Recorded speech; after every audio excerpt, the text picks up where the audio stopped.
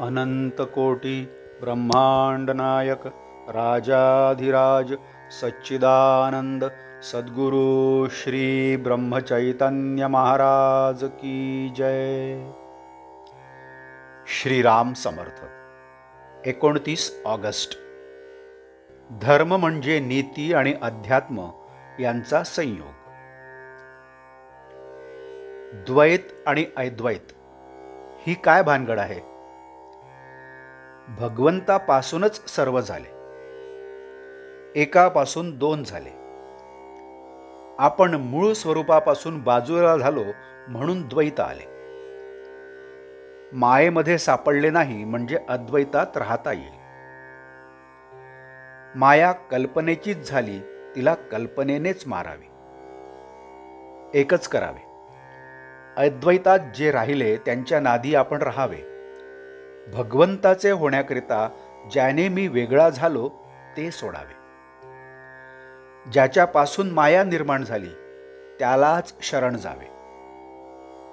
माया तरी भगवंतामुळेच झाली। जो भगवंताचा होतो त्याला माया नाही बाधत। मायेचा जोर संकल्प विकल्पात आहे। अखंड स्मरणात राहावे म्हणजे नाही माया बाधत। भगवंताचे नाम हे स्थिर आहे, पण रूप मात्र सारखे बदलते। प्रत्यक्ष साकार रूप हेच काही रूप नव्हे।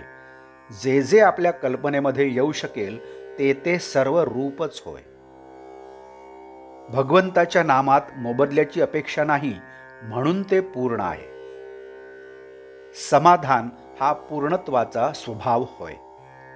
म्हणूनच जे पूर्ण नाही ते असमाधान। भगवंताकडून येणारी शांती हेच समाधान होय आणि हेच पूर्णपण आहे। जे शास्त्र समाधान देते तेच शास्त्र खरे होय आणि ज्याने शांती आणि समाधानाचा लाभ होतो तोच खरा धर्म होय। धर्म म्हणजे नीती आणि अध्यात्म यांचा संयोगच। जो दुसऱ्याच्या हिताकडे न पाहता आपल्या हिताकडेच पाहतो तो स्वार्थीच होय। सुख व्हावे ही मनुष्याला इच्छा असल्यामुळे अस्वस्थपणा येतो। या अस्वस्थतेमधून तळमळ निर्माण होते। या तळमळीमुळे जगाच्या सर्व सुधारणा बाहेर पडतात। पण ह्या सुधारणा जितक्या जास्त होतात तितके मनुष्याला दुःख जास्तच होते। जी विद्या केवळ नोकरीचे साधन आहे ती अपूर्णच असते।